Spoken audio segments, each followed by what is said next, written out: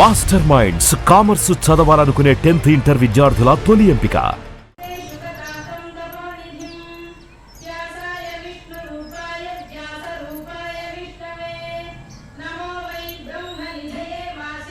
అత్తయ్య అత్తయ్య ఒకసారి ఇలా రండి. ఏమిటి అభి పనుందమ్మా? రండి రండి చెప్తాను. ఈ రోజు మా వెడ్డింగ్ డే. మీ అమ్మ కూడా చెప్పిందిరా, మర్చిపోయాను. Happy anniversary. పక్కన Thank you, నుంచోండి నాన్న. అత్తయ్య. ఇది ఎన్నో సంవత్సరం? 5ఆ 6ఆ? మీకేది జ్ఞాపకం ఉంటుందని 6వ సంవత్సరం అండి. ఆదర్శ దంపతులుగా సంతోషంగా చల్లగా ఉండండి. ఉండండి. కాస్త నవ్వుతూ చెప్పవే. వాళ్ళు మాత్రం సంతోషంగా ఉంటే చాలంటారా? మనల్ని సంతోషపరచమని చెప్పండి.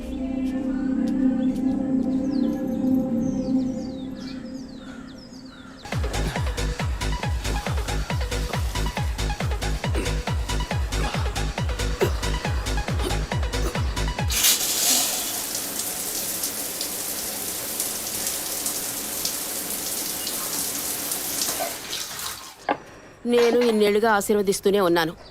ఇక్కడ కపాలేశ్వరుడి దగ్గర నుంచి కాశీ దాకా వెళ్ళొచ్చాం. వచ్చే సంవత్సరమైనా ముగ్గురిని ఆశీర్వదించే అవకాశాన్ని మాకివ్వండి. ఆ మూడో మనిషి కూడా వచ్చాడు. ఇప్పుడే ఉంటారు. ఎప్పుడూ నీకు వేళాకోళమేరా. Hey by the way, many more happy returns of the day. Thank you. Congrats. Thanks Vijay. Come on, ఇవాళ ట్రీట్ ఎక్కడ? మూన్ రేకర్సా లేక బాబిక్యూ నేషనా? ఇప్పటికి ఇడ్లీ పొంగల్ ఉప్మా. ఓకే. బోర్ వదినా. ఈ నూడిల్స్ ఉన్నాయి, పెట్టనా? అయ్యో, వాటికన్నా మన ఊరు ఇడ్లీ పొంగలే బెటర్. ఇవైతే నేస్తాను. నంచుకోవడానికి ఏముందో పెట్టండి. అవునరా, డాక్టర్ అపాయింట్మెంట్ అడిగానావే, దొరికిందా? లేదు నాన్న, వచ్చే వారం అపాయింట్మెంట్ దొరకొచ్చన్నారు. అభి, స్టవ్ మీద ఇడ్లీ పెట్టాను, వెళ్ళి తీసుకురా. చెన్నైలోని Saint Thomas church father Joseph నేటి ఉదయం అనుమానాస్పద రీతిలో మరణించారు. ఇంతవరకు వారి మరణానికి కారణం తెలియలేదు. ఈ కేసు పట్టుకోవటానికి 6 నెలలు పడుతుందట్రా. రోజు పొద్దున్న ఇంట్లో కూర్చొని పేపర్ పట్టుకుని టీవీ చూస్తే లా అండ్ ఆర్డర్ మాట్లాడుతుంటే వినడానికి బాగుంటుంది. నాకు దొరికినోడు దొరికినట్టు లేపేద్దామని ఆశ, కానీ 1,00,000 ప్రశ్నలు వేస్తారు. మరింకే ఎవ్వరూ అడగకుండా వెంటనే షూట్ చేసేలా కేసు తీసుకో. వీడికి నువ్వు సపోర్టా? వదినా, నువ్వు చెప్పు, ఈ కేసు టేకప్ చేయమంటావా వద్దంటావా? ఓహో, నాన్నకేమో లాయర్ పోస్ట్, వదినకి కమిషనర్ పోస్ట్. తెలివైన అడివిరా. ఇలా చూడు, ముందు మీ వదినికి అమ్మానే పోస్ట్ రాని, అదే భాగ్యం.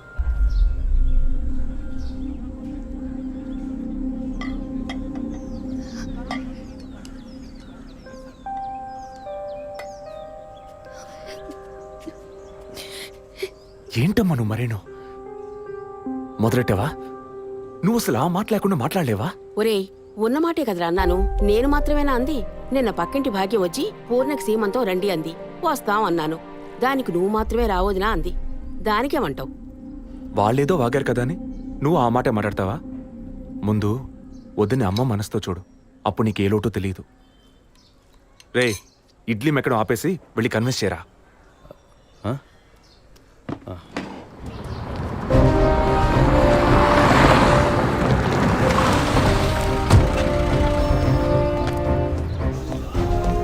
Morning sir. Morning sir. Good morning Vijayaprakash, కూర్చోండి. Thank you sir.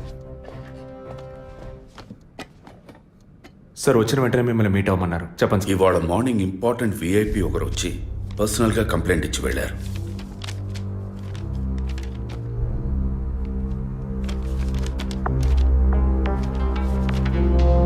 Sky TV CEO mister Gunasekhar కదా సార్? ఎస్, వారి వైఫ్ 2 రోజులుగా కనపట్టలేదని కంప్లైంట్ ఇచ్చారు. ఎనీ టైప్ ఆఫ్ అబ్డక్షన్ అని ఏదైనా సస్పెక్ట్ చేస్తున్నారా సార్? వారికి సరిగ్గా చెప్పడం తెలియలే. బట్ వన్ మోర్ థింగ్, ఈ విషయం కనుక బయటికి పొక్కితే ఇతర ఛానల్స్లో ఇది పెద్ద ఇష్యూ అవుతుందని భయపడుతున్నారు. ఈ కేసుని కాన్ఫిడెన్షియల్గా డీల్ చేస్తారనే మిమ్మల్ని పిలిపించారు. ఫర్దర్ డీటెయిల్స్ కోసం మిస్టర్ గుహన్ని ఇంట్రాగేట్ చేయొచ్చు మీరు. వారి నంబర్ కూడా అందులోనే ఉంది. Okay sir. Yes sir.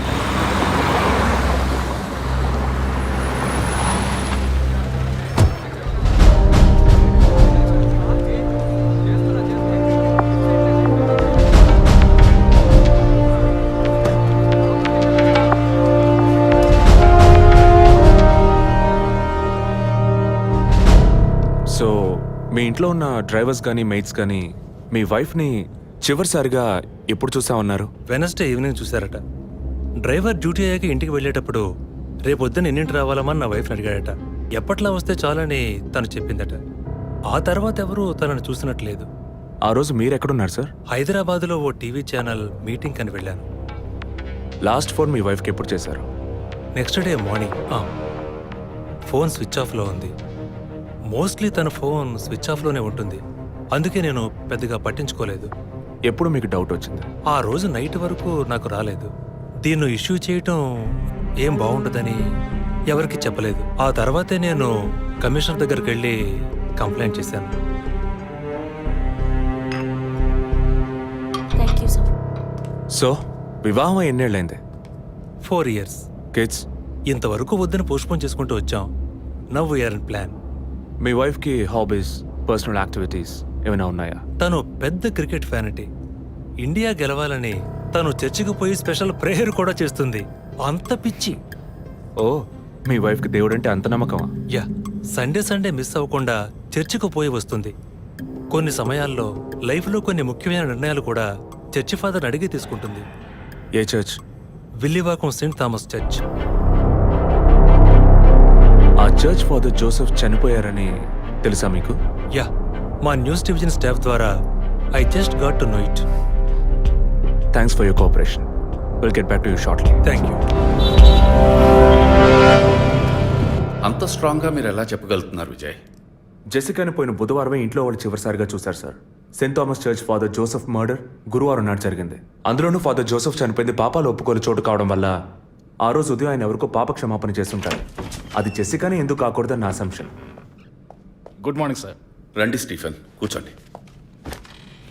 Vijay, yes sir. Father death case వీరే డీల్ చేస్తున్నారు. Hello sir. Hello. Vijay handle చేస్తున్న కేసులో కనిపించకుండా పోయిన అమ్మాయి ఫాదర్ మరణించిన టైంలో పాప క్షమాపణ కోసం వచ్చి అక్కడ ఉన్నందువల్ల ఈ హత్యకి ఆ అమ్మాయికి సంబంధం ఉండొచ్చేమో అని వీరు అనుమానం. ఉండొచ్చు సార్. మనం అలా అనుమానిస్తే ఫాదర్ చనిపోయిన సమయంలో బయటికి వెళ్ళిన వాచ్మెన్ దగ్గర నుంచి బెల్ కొట్టేవాడి వరకు అనుమానించాలి. It is simple. ఒక చర్చి ఫాదర్గా వారి సర్వీస్కి వంక పెట్టలేం. కానీ వారి పర్సనల్ లైఫ్ ఎంక్వైరీ చేసినప్పుడు వారికి ఒకసారి బైపాస్ సర్జరీ జరిగినా మరోసారి సర్జరీ చేయాల్సి వచ్చింది. ఆపరేషన్ ఖర్చులు, చేసిన అప్పులు, వీటన్నిటి వల్ల వారి నిర్ణయానికి వచ్చి ఉండొచ్చు. సూసైడ్ అంటానికి కావాల్సిన సిమ్టమ్స్ అన్నీ ఉన్నాయి. ఈ కేసు గురించి మీ ఒపీనియన్ ఏంటి? నాకు మాత్రం చర్చ్ ఫాదర్ మరణం సూసైడ్ కాదని ఎందుకో డౌట్ సార్. ఎలా చెప్పగలుగుతున్నారు? ఆయన పర్సనల్ లైఫ్లో ఎలాంటి వారైనా కావచ్చు, కానీ ఒక స్వచ్ఛమైన క్రిస్టియన్గా జీవించేవారట. అంత స్వచ్ఛమైన క్రిస్టియన్గా ఉన్నవారు తన రక్తాన్ని పవిత్రమైన చర్చ్లో చిందించాలని ఎప్పుడూ అనుకోరు.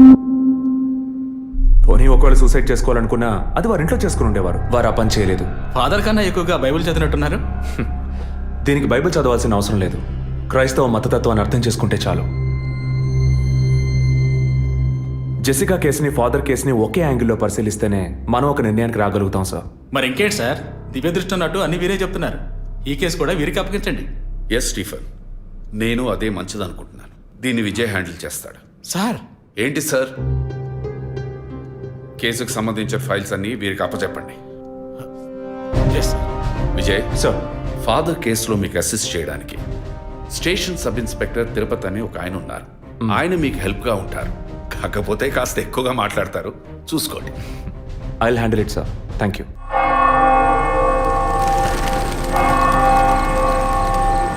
అడుక్కుంటే ఇస్తాడు, వేడుకుంటే తీరుస్తాడు, నిజమైతే గెలిపిస్తాడు యేసు. అడుక్కోండి. ఫాదర్ హైటు వెయిటు మీకు మ్యాచ్ కావడం వల్ల ఆయన ఏ పొజిషన్లో కూర్చుని ఉంటారు, ఎలా ఉండుంటారని మీతో ఒక చిన్న అసంప్షన్. లేచరండి. డాంకీ యజ్ఞం కాదు, అందుకు ఇలా కూర్చోబెడతా సార్. నన్ను కొత్తగా మందు కనిపెట్టే డాక్టర్లు ఎలికి మీద ప్రయోగించినట్టు కంగారు పెట్టారు కదా సార్. ఫాదర్ ఎలా కూర్చున్నారో, ఎలా పడిపోయారో, ఎప్పుడు చనిపోయారో, ఇప్పుడు ఎక్కడున్నారో. కాకపోతే ఒకటి, father no more, I miss more. That is the difference. Commissioner గారు చెప్పింది కరెక్టే. కమిషనర్ గారు ఏం చెప్పారు సార్ నా గురించి? చెప్పారులే. పీసీ భానుమతి విషయమా? తెలిసే ఛాన్స్ లేదే. నా ప్రమోషన్ విషయమా? మనకంత సీన్ లేదే.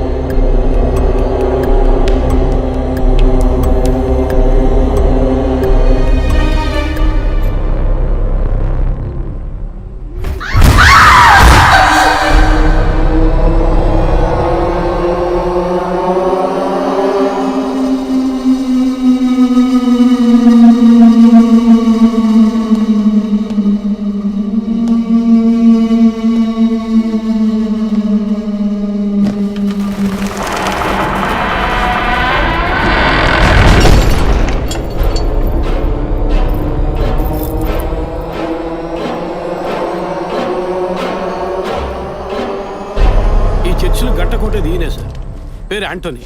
నమస్కారం సార్. ఇక్కడ 8 ఏళ్ళుగా పనిచేస్తున్నావు సార్. ఫాదర్ రికమెండేషన్తోనే ఇక్కడ చేరారు. ఫాదర్ ఎప్పుడు ఎన్నింటికి చర్చ్కి వస్తారు?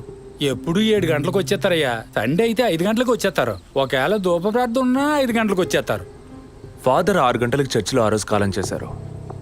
ఆ రోజు స్పెషల్గా ధూప ప్రార్థన ఏమైనా జరిగిందా? అసువంటిది ఏం లేదే. మరెందుకు ఫాదర్ అంత ఎర్లీగా వచ్చారు? ఫాదర్కి తెలిసిన ఎవరైనా విఐపీలు పాప ఒప్పుకోలకు వచ్చినప్పుడు ఒకరోజు ముందుగానే ఫోన్ చేసి వచ్చేస్తారయ్యా. ఆ రోజు ఎవరైనా వచ్చారా? ఆ రోజున బిడ్డకు ఒళ్ళు బాగోలేదని ఇంటికి వెళ్ళిపోయినయ్యా. కానీ వెళ్ళేటప్పుడు తలుపు ముయ్యొద్దు, తెరిచే ఉంచు అన్నారు. గేట్ తెరిచి ఉంచిన విషయాన్ని ఇంతకు ముందు వచ్చిన పోలీసులు కానీ లేక వీరు కానీ మిమ్మల్ని అడిగారా? లేదయ్యా, ఈ అడగలేదయ్యా.